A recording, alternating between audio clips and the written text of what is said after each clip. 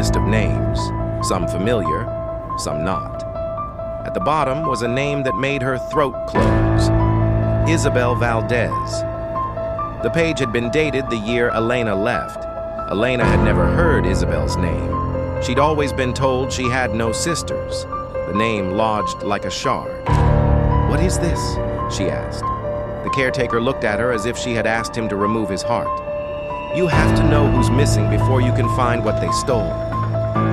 Elena pressed him and learned something else. The Kleins had not only bought orchards, they'd taken in certain debts, used names to clear records. There was a pattern of people declared gone or out of town. Isabel, whoever she'd been, appeared as if she might have been the missing hand behind some of the early transfers. By dawn, Elena realized she'd been searching for revenge with an incomplete map. She might have been demolishing pieces that hid a deeper wound. The caretaker left her with a final warning. Some names you find are not for revenge. Some are for saving. On the way back, her phone buzzed. Raphael had gone to an address tied to the missing witness and found only charred ruins of a storage unit. Someone meant to destroy evidence and send a message. Elena's fists balling, she made a decision that would change her course.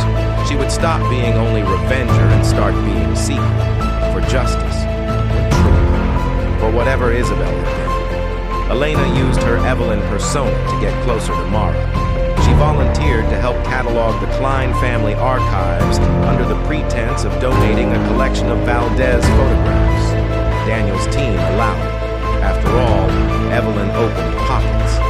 Inside the private archive, Elena found a sealed envelope stamped in the Valdez family crest. She slid it into her coat. As she shelved volumes, Daniel appeared. He'd been suspicious all along. He lingered near the shelf where she worked. Their conversation was ice with polite sparkles. Daniel's questions were small and deliberate. He asked what she hoped to accomplish in town. She answered with half-truths. He watched her hands. When she left, someone trailed her for a block. Elena escaped down an alley and ducked into a phone booth, shaking. The sealed envelope in her pocket thrummed like an accusation. She opened it. A single photograph, worn on the edges, of two girls on the Valdez orchard swing, one with her mother's eyes and one with a face she didn't know. On the back, Isabel, 1996. At that moment, her phone chimed with an unknown number. "We know what you're doing," a voice said. "Stop, or you ruin something more than you expect." Elena exhaled, palms slick. The stakes had shifted. This was no longer only about Daniel and Mara. Someone else had been moving pieces in the dark, and her digging brushed against it. Raphael confronted Elena with proof that someone inside the Klein circle had been helping a network of shell companies launder land purchases. He'd traced bank transfers to a trust with one beneficiary, a name that matched a relative Elena thought long gone. The trust's signatory? Mara Ortega, under a different name. Elena felt both vindicated and hollow. The ledger, the photograph, the trust, they all pointed to a truth. The Valdez family had been swallowed by a practice of trading names, lives, and reputations as currency. Isabel's name kept surfacing like a ghost trying to be named. That night, Daniel called Elena to meet on the Orchard Road. He said he wanted to talk as men who'd once loved and lost. Elena arrived to find him alone and tired. He told her, without drama, that he'd made ugly choices out of desperation to pay off his father's debts. He claimed he'd tried to protect her, not hurt her. The words were too convenient. Elena watched him, listening for truth, like a person checking the wind for storms.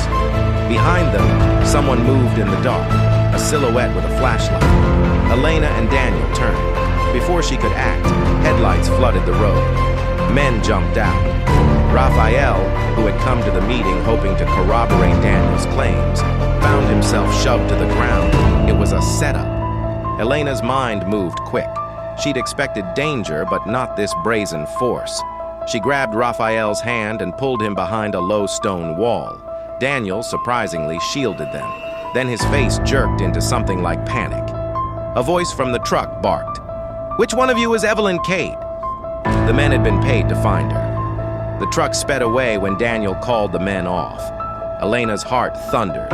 Was Daniel playing both sides, or was he being used as well? Raphael's eyes searched Elena's face for answers. She knew then there were players far larger than gossip and lawsuits. Someone was hunting names.